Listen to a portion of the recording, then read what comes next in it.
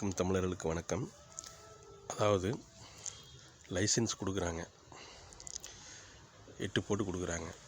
அந்த 8 போகிற இடத்துல ஒன்றா அந்த 8 வடிவிலேயே பேட்ஜ் போட்டிருக்காங்க. சில இடத்துல பார்த்தா மண்ணுலேயே அந்த 8 போகிற மாதிரி ஒரு தாரை தெரியுது. ஆனால் அந்த பேட்ஜ் போகிற இடத்துலையும் அந்த மண் தாரையிலையும் வேகத்தடை இருக்கா, குழிகள் இருக்கா, ஜனங்களை அதிகமாக நடமாடுறாங்களா, மெயின் ரோடு வருதா, ஷார்ட்கட் இருக்குதா?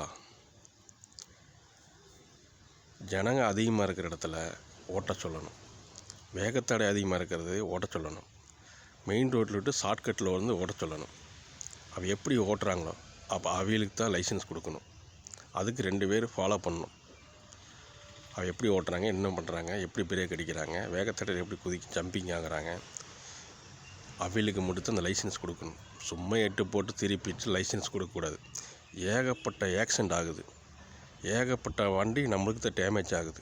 அடுத்து இவங்களை இடிக்கிறா, நம்ம அவ்வளோ கஷ்டப்பட்டு சம்பாரித்து நம்ம வண்டி வாங்க கொண்டு தான் இடிக்கிறோம், கேஸ் ஆகுது, தேவையில்லை பிரச்சனை உருவாகி. எதுக்கு அந்த பிரச்சனை? இனிமேல் இவளுக்கு மட்டும்தான் நம்ம லைசன்ஸ் கொடுக்கணும். நான் சொல்கிறது கரெக்டாக இல்லையா? நீங்களே நினச்சி பாருங்கள். சும்மா ஒரு முக்கோண வடிவில், ரவுண்டு வடிவில் எல்லாமே அதையும் படிக்கிறாங்க. 8 போட்டுட்டு படித்து என்ன பிரயோஜனம்? அங்கெல்லாம் ஜனங்களாம் நடக்கிறாங்களா? வேகத்தடையெல்லாம் அங்கே இருக்கா?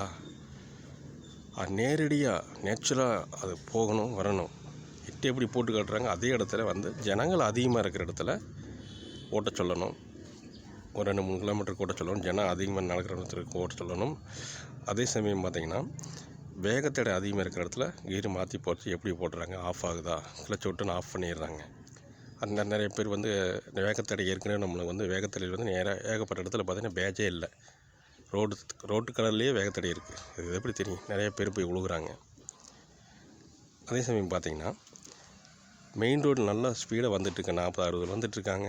மெயின் ரோட்டில் உலகத்துக்கு குறுக்க வர மாட்டாங்க. ஆனால் ஷார்ட்கட் தெரியவரே ஒரு சைடு பார்த்து திரும்பிட்டு போகிறாங்க. அடுத்து இடிச்சு கீழே விழுகுறாங்க. வண்டிஞ்சே தான் மண்டையும் நம்மளுக்கு காயமாகுது, ஆஸ்பத்திரியும் போகணும், பிரச்சனையும் நம்ம சந்திக்கணும். இதெல்லாம் நம்மளுக்கு தேவைங்களா? யோசனை பண்ணி பாருங்கள். மீண்டும் அடுத்த ஆடியில் சந்திப்போம். நன்றி, வணக்கம்.